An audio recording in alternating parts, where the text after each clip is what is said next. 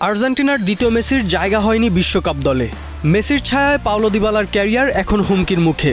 মেসির উত্তরসূরি হিসেবে বিবেচিত হলেও তার কারণেই কি দলের জায়গা হারালেন পাওলো দিবালা?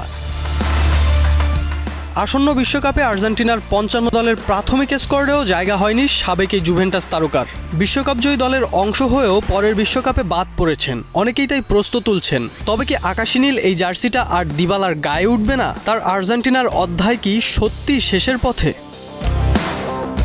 ২০২২ বিশ্বকাপজয়ী আর্জেন্টিনা দলের সদস্য ছিলেন পাওলো দিবালা। ফাইনালে ট্রাইব্রেকারে গোল করলেও পুরো টুর্নামেন্টে মাঠে ছিলেন মাত্র ১৭ মিনিট। তবুও চ্যাম্পিয়ন দলের সদস্য হওয়াই ছিল তার ক্যারিয়ারের বড় অর্জন। কিন্তু ২০২৬ বিশ্বকাপের আগেই সেই স্বপ্ন যেন এবার ভেঙে যাচ্ছে।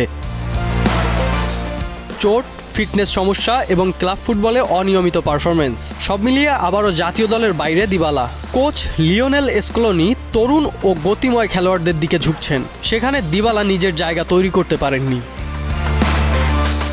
৩২ বছর বয়সী এই ফরোয়ার্ডের প্রতিভা নিয়ে কখনো প্রশ্ন ছিল না, কিন্তু ধারাবাহিকভাবে চোটে পড়া এবং নির্দিষ্ট কৌশল মানিয়ে নিতে না পারাই তার বড় বাধা হয়ে দাঁড়িয়েছে। রোমার হয়ে পুরো মৌসুমেই খুব কম ম্যাচেই ৯০ মিনিট খেলতে পেরেছেন তিনি।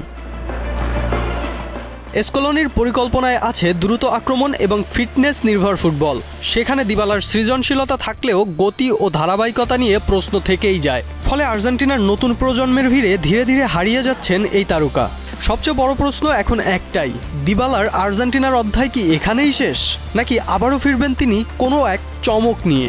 আর্জেন্টাইন ভক্তদের আক্ষেপ এখন সেই উত্তরের জন্যই।